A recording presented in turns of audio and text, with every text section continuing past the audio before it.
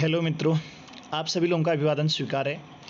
तो दोस्तों, आइए आज हम लोग उत्तराखंड का राजनीतिक इतिहास का एक मूल्यांकन करेंगे। उस पर आधारित महत्वपूर्ण जो प्रश्नोत्तरी है उसको करेंगे, साथ में उसको समझेंगे डिस्क्रिप्टिव रूप से। तो सबसे पहले देखते हैं, राह में मुश्किल होगी हजार, तुम 2 कदम बढ़ाओ तो सही। राह में मुश्किल होगी हजार, तुम 2 कदम बढ़ाओ तो सही। हो जाएगा हर सपना साकार, तुम चलो तो सही, तुम चलो तो सही, तुम चलो तो सही। मुश्किल है पर इतना भी नहीं कि तू कर ना सके। मुश्किल है पर इतना भी नहीं कि तू कर ना सके। दूर है मंजिल लेकिन इतना भी नहीं कि तू पा ना सके, कि तू पा ना सके। तुम चलो तो सही, तुम चलो तो सही, तुम चलो तो सही। तो दोस्तों, आप सभी लोगों का हार्दिक स्वागत और अभिनंदन है एमिनेंस क्लास में। आज हम लोग अध्ययन करने वाले हैं उत्तराखंड का राजनीतिक इतिहास का एक मूल्यांकन और उस पर आधारित महत्वपूर्ण प्रश्नोत्तरी की। तो सबसे पहले हम लोग यहाँ पे को देखने वाले हैं महाभारत काल में। महाभारत काल में कुड़िन नरेश सुबाहु की राजधानी कहाँ थी? तो दोस्तों, महाभारत काल में जो कुड़िन नरेश सुबाहु हुआ करता था, जो उसकी राजधानी थी वो आपकी कहाँ थी? श्रीनगर थी। ठीक है, श्रीनगर थी। और महाभारत मतलब प्राचीन काल में जो है, जो कालसी का प्राचीन नाम था वो कालकूट था। और काशीपुर का प्राचीन नाम दोस्तों आप इसका कमेंट सेशन में लिख के आंसर दीजिएगा। ठीक है, हाँ मुझे पता है कि आप लोग कोई आंसर नहीं देते हो, इतना तो मुझे पता है, क्योंकि आप लोगों को शायद वीडियो अच्छी नहीं लगती है या फिर आप लोग पढ़ते नहीं हो, ये मैं मान सकता हूँ, क्योंकि जो व्यूज़ हैं और उसके आधार पर मैं बता सकता हूँ आप लोगों को। मुझे ऐसा लगता है, ऐसा लगता है कभी कि मैं खाली मेहनत कर रहा हूँ आप लोगों के पीछे, लेकिन आप लोग तो बिल्कुल ही मेहनत नहीं करते हैं, ऐसा प्रतीत होता है। या फिर मेरा कंटेंट शायद आप लोगों को अच्छा नहीं लगता है, लेकिन फिर भी मैं कोशिश कर रहा हूँ, ठीक है दोस्तों, आप तक पहुँचने की। तो निम्न में से किसने श्रीनगर के मध्य जीर्ण अजयपाल के राजप्रसाद को, राजप्रसाद का मतलब है महल से तात्पर्य है, किसने देखा था कह रहा है। तो दोस्तों, इसका सही आंसर हो जाएगा आपका ख, जो कॉटन हार्डविक थे, हार्डविक के द्वारा उनको देखा गया था। और उसके बाद आगे बात करते हैं प्रश्न नंबर, यहाँ पे देखिएगा क्वेश्चन नंबर 3 है, किउ पिशवंग न नाम से गोविषाण नगर का विस्तृत वर्णन किसके द्वारा किया गया है, यह वर्णन किसने दिया है? तो दोस्तों, इसका सही आंसर हो जाएगा आप लोगों का ख, युआन च्वांग। युआन च्वांग है, जो युआन च्वांग था व्हेनसांग का वास्तविक नाम था। किसका? व्हेनसांग का वास्तविक नाम था। और व्हेनसांग जो है एक चीनी यात्री था, और वह जो है हर्षवर्धन के काल में भारत आया था। और ये जो है स्थल मार्ग से भारत आता है और जल मार्ग से भारत से वापस जाता है। तो दोस्तों, व्हेनसांग की अगर मैं बात करूं तो इसने जो है एक अपना यात्रा वृत्तांत लिखता है, किस नाम से? सी यू की करके जो है एक यात्रा वृत्तांत लिखता है, इसको आप लोग याद रखिएगा। और जो व्हेनसांग की बात करते हैं, लगभग जो है 629 ईस्वी में भारत आता है और 645 ईस्वी में लगभग ये भारत से वापस जाता है, लगभग 14 साल। और ये जो है, जो आप लोगों ने नालंदा विश्वविद्यालय का नाम सुना होगा, जो कि बिहार में अवस्थित है और जो कि बौद्ध धर्म से संबंधित था। तो युआन च्वांग क्या करता है, वहाँ पे जो व्हेनसांग था पहले अध्ययन करता है, उसके बाद वहाँ पे को लगभग कुछ टाइम तक अध्यापन का काम भी करता है। और ये पूरे भारत लगभग अधिकांशतः भारत के हिस्सों की यात्रा करता है। और ये जो है हर्षवर्धन के काल में, मतलब जो हर्षवर्धन है वहाँ पे कोई मतलब हर्षवर्धन के दरबार में रहता है दोस्तों। ठीक है, और आगे बात आती है फाहियान की। तो जो फाहियान था वो भी जो है चीनी यात्री था। और जो मैगस्थनीज था, मैगस्थनीज जो है इसके द्वारा इंडिका नामक पुस्तक लिखी गई थी और ये चंद्रगुप्त मौर्य के दरबार में आया हुआ था। ठीक है दोस्तों, मैगस्थनीज। आगे बात करेंगे, गोविषाण का प्रथम और सर्वप्रथम सर्वेक्षण किस पुरातत्वविद ने किया था? तो दोस्तों, जो गोविषाण है वो काशीपुर का प्राचीन नाम था। किसका? काशीपुर का प्राचीन नाम था। और इसका सबसे पहला सर्वेक्षण किसके द्वारा किया गया था?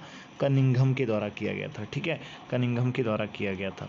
दोस्तों, आगे बढ़ते हैं, यमुना की सहायक नदी, ठीक है, अमलावा नदी, ठीक है, यमुना की सहायक अमलावा नदी के बाएं तट पर अवस्थित कालसी का प्राचीन नाम क्या था? तो दोस्तों, कालसी का जो प्राचीन नाम था कालकूट था। ठीक है, आगे बात करते हैं, ठीक है, आगे बात करते हैं, मौर्य सम्राट अशोक द्वारा यमुना और टोंस संगम पर स्थापित शिलालेख किस भाषा में लिखा हुआ है? तो दोस्तों, सीधे इसका जो है पाली भाषा, जो बौद्धकालीन भाषा थी, पाली भाषा थी। ठीक है, और जो एक खरोष्टी एक लिपि है और जो अरमाइक वो भी क्या है, एक लिपि है दोस्तों। आइए आगे बात करते हैं क्वेश्चन नंबर 7 की, किसके द्वारा दिए गए दान से 1803 में आए विनाशकारी भूकंप से क्षतिग्रस्त रघुनाथ मंदिर का कालांतर में जीर्णोद्धार हुआ था दोस्तों। तो सबसे पहले बात करते हैं रघुनाथ मंदिर कहाँ है। तो दोस्तों जो रघुनाथ मंदिर है वो आपका देवप्रयाग में अवस्थित है। कहाँ पे को देवप्रयाग में अवस्थित है, जो भागीरथी तथा अलकनंदा के संगम पर अवस्थित है। किसके, ये भागीरथी हो गई और ये आपकी अलकनंदा हो गई, और इसके संगम पर कौन सा, देवप्रयाग मंदिर अवस्थित है दोस्तों। तो यहाँ पे को बात करेंगे तो इसका जो जीर्णोद्धार किया गया था, दौलत राव सिंधिया के द्वारा जो है इसके जीर्णोद्धार के लिए पैसे दिए गए थे। और रही बात यहाँ पर नरेंद्र शाह की, तो ये टिहरी के नरेश थे। ठीक है, टिहरी के नरेश थे। और आगे बात करेंगे तो महादजी सिंधिया, ये जो सिंधिया वंश से रिलेटेड थे, और इन नॉन ऑफ दीज तो खैर आप समझ ही सकते हैं। ठीक है, आगे क्वेश्चन नंबर 8 की बात करते हैं। केदारखंड में वर्णित गोस्थल, ठीक है, गोस्थल राजस्व अभिलेखों में गोथला ग्राम ही है, उल्लेखित जो है गोथला ग्राम ही है। तो कहाँ पे को है, आपने देखा होगा केदारखंड और मानसखंड स्कंद पुराण में जो है गढ़वाल के लिए केदारखंड, कुमाऊं के लिए मानसखंड का प्रयोग किया गया है। तो केदारखंड में क्या कह रहा है, गोथला ग्राम कौन सा है कह रहा है। तो दोस्तों 8वें का जो आंसर हो जाएगा, गोपेश्वर को गोथला कहा गया, और गोपेश्वर में क्या है, चमोली का जिला मुख्यालय है दोस्तों।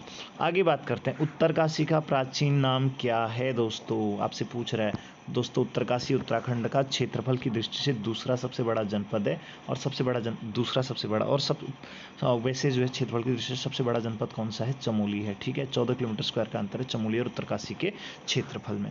दोस्तों आगे बात करेंगे हम लोग, सीधे सीधे कहाँ बढ़ते हैं, यहाँ पे को 90 में हम लोग देखेंगे। तो जो इसका आंसर है, 90 का जो आंसर है आपका बाड़ाहाट। उत्तरकाशी का जो प्राचीन नाम क्या था, बाड़ाहाट था। गोविषण काशीपुर का हो गया। ठीक है दोस्तों, तो आइए आगे बात करते हैं। तो केदारखंड में सौम्यकाशी नाम से इस स्थल का वर्णन मिलता है। कौन से स्थल को केदारखंड में सौम्यकाशी कहा गया है। तो दोस्तों ये आप लोगों के लिए क्या हो जाता है, महत्वपूर्ण हो जाता है। 10वें का जो सही आंसर है दोस्तों, का आंसर सही, उत्तरकाशी को सौम्यकाशी के नाम से भी जाना जाता है। उसके बाद कह रहा है कि 11वां, प्रारंभिक कत्यूर वंश के शासकों की राजधानी कहाँ थी। तो दोस्तों जो प्रारंभिक कत्यूरी वंश के शासक थे, ठीक है, तो उनकी जो राजधानी हुआ करती थी कहाँ पे को, बैजनाथ में हुआ करती थी। ठीक है, जो ये बैजनाथ में थी, इनकी द्वितीय राजधानी थी, और प्रारंभिक राजधानी इनकी कार्तिकेयपुर थी, जिसको क्या कहते हैं, कार्तिकेयपुर, जो कि वर्तमान में चमोली के जोशीमठ में अवस्थित है। ठीक है दोस्तों, तो आगे बात करते हैं चंपावत। खैर अपने आप में ये तो चंपावत में तो आपने चंद्रवंश के बारे में सुना होगा। बागेश्वर तो एक शहर है अपने आप में। ठीक है, तो और जो बैजनाथ है, ये बागेश्वर जनपद में ही अवस्थित है, गरुड़ के पास में अवस्थित है। ठीक है, और बैजनाथ में आपको एक मंदिर भी अवस्थित है। तो आगे पूछ रहा है 12वां क्वेश्चन, टनकपुर पिथौरागढ़ जो राजमार्ग है पर अवस्थित चंदू की जो प्राचीनतम राजधानी के रूप में जाना गया है। टनकपुर पिथौरागढ़ राजमार्ग पे उस पर अवस्थित कौन सा, चंदू की जो प्राचीनतम राजधानी है, ठीक है, उसे किस नाम से जाना गया है। तो 12वें का आंसर क्या हो जाएगा, चंपावत। ठीक है, चंपावत में थी। ठीक है दोस्तों, आगे बात करते हैं 13वां, टनकपुर पिथौरागढ़ राजमार्ग पर स्थित चंपावत चंदू के प्राचीन दुर्ग कोटलगढ़ के अवशेष कहाँ से प्राप्त, चंदू का जो प्राचीनतम दुर्ग था उसे क्या कहते हैं, कोटलगढ़ कहा गया। तो उसके अवशेष कहाँ से प्राप्त हुए हैं। तो दोस्तों जो इसके अवशेष प्राप्त हैं कहाँ से, राजबूंगी टीले से। ठीक है, इसको राजबूंगा किला भी कहते हैं। ठीक है ना, यहाँ पर चारालों की नियुक्ति की गई थी और सोमचंद के द्वारा राजबूंगा किला बनाया गया था। आगे बात करते हैं 13वां और 14वां क्वेश्चन, जनपद देहरादून में स्थित स्थल राजकुमारी ईश्वरा का अभिलेख मिला किस स्थल से, पूछ रहा आप लोगों से। दोस्तों इसमें जो राजकुमारी ईश्वरा थी, 4वीं शताब्दी का इसको अभिलेख मिलता है, जो राजकुमारी ईश्वरा का। और ये जो है संभवतः जो इससे ये ज्ञात होता है कि जो यमुना नदी है, यमुना नदी की तलहटी पर संभवतः जो है 4वीं या 5वीं शताब्दी में यादव वंश का शासन था, ऐसा जो इसके आधार पर इसकी पुष्टि होती है। तो दोस्तों ये जो जौनसार भावर क्षेत्र है, वहाँ पे को जो है राजकुमारी ईश्वरा का अभिलेख मिलता है।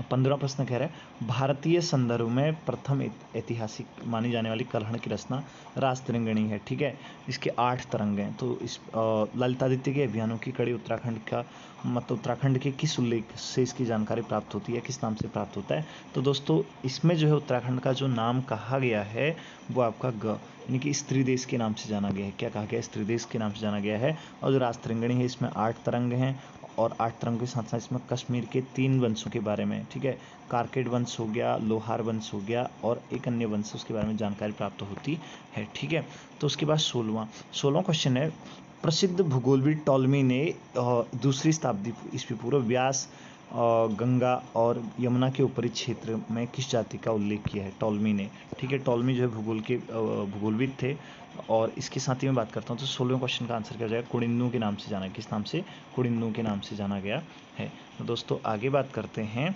और 17वां क्वेश्चन, तो उत्तराखंड पर राज करने वाली, शासन करने वाली पहली राजनीतिक शक्ति कौन सी थी, पहली राजनीतिक शक्ति पूछ रहा है दोस्तों आपसे, ठीक है।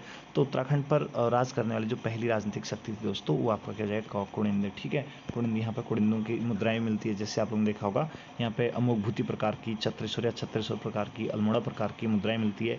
और जो कुड़िन्द दोस्तों, तो ऑप्शन में आप जो है आंसर सेशन में लिख के दीजिएगा, कुड़िन्द राजवंश की स्थापना किसके द्वारा की गई थी, ठीक है। तो ये आपके लिए क्वेश्चन है दोस्तों। आगे बात करते हैं, कुड़िन्द वंश का सबसे शक्तिशाली शासक कौन था। तो दोस्तों आगे बात करते हैं, तो कुड़िन्द वंश की जो सबसे शक्तिशाली शासक था, अमोघभूति था। तो अमोघभूति हम कैसे कहते हैं, क्योंकि अमोघभूति प्रकार के सिक्के हम उत्तराखंड के अधिकांशतः हिस्सों में प्राप्त होते हैं, और उन सिक्कों में जो है लिखा हुआ है रजः कुड़िन्दस्य अमोघभूति महर्जसः शब्द उत्कीर्ण है दोस्तों, ठीक है। उसका 19वां क्वेश्चन है, किस भारतीय नरेश का एक पर्वतीय राजकुमारी से विवाह का उल्लेख मिलता है। तो दोस्तों जो 19वां क्वेश्चन है, इसका सही आंसर हो जाएगा जो हर्षवर्धन है। हर्षवर्धन कहा जाता है कि हर्षवर्धन ने एक पर्वतीय राजकुमार से विवाह किया था, ठीक है। तो समुद्रगुप्त की बात करते हैं, इस कहा जाता है कि इसके घोड़ों के द्वारा 3 समुद्रों का पानी पिया था। और जो पुष्यमित्र शुंग है, तो ये जो है क्या था, शुंग वंश का संस्थापक था, इसके द्वारा 2 अश्वमेध यज्ञ किए गए थे। अगला पूछ रहा है कि प्रथम कत्यूरी नरेश कौन था दोस्तों। तो यानी कि कत्यूरी वंश की स्थापना किसके द्वारा की गई थी। कत्यूरी वंश को जो है कार्तिकीपुर वंश के नाम से भी जाना जाता है। तो इसका जो आंसर है, बसंत देव के द्वारा कत्यूरी वंश की स्थापना की गई थी, ठीक है। तो अगला कहता है, हस्तलिखित ग्रंथ है, एक गुरु पादुक नाम मतलब प्राप्त हुआ है, कहाँ से प्राप्त हुआ है, कह रहा है एक ग्रंथ है, उसका नाम क्या है, गुरु पादुक है। और कि कहाँ से प्राप्त होती है, किससे लिखी हुई है, हाथ से लिखा हुआ ग्रंथ है दोस्तों।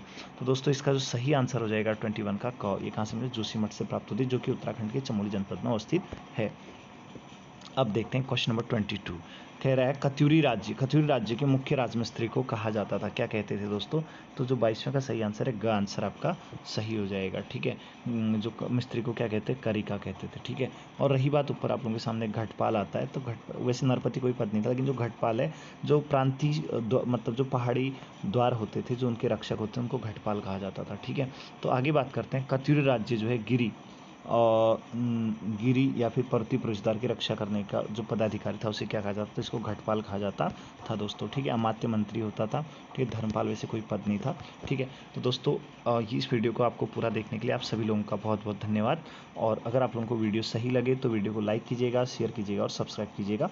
आप सभी लोगों का बहुत बहुत धन्यवाद दोस्तों, ठीक है।